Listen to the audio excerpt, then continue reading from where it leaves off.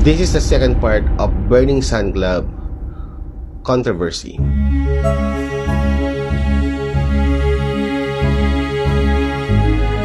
So after the interview of Sung Lee denying his involvement to the scandal, patuloy pa rin ang pagsuporta ng mga fans sa kanya. Until ma-expose ang isang group chat conversation. Sa chatroom na to nila pinopost ang mga secretly taken videos, ang conscious woman at mga conversation kung paano nila in-offer ang mga babae sa club.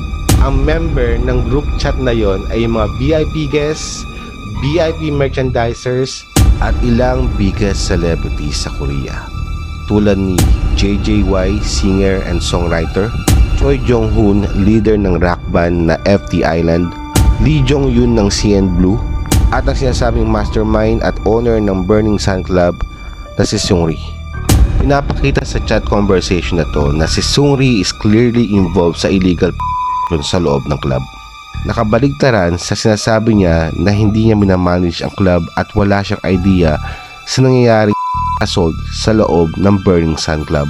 Sa katunayan, marami siyang conversation sa merchandiser, sa VIP guests at sa mga kaibigan niya sa K-pop industry na nagpapatunay na siya ang mastermind sa nangyayaring illegal prostitution sa loob ng club.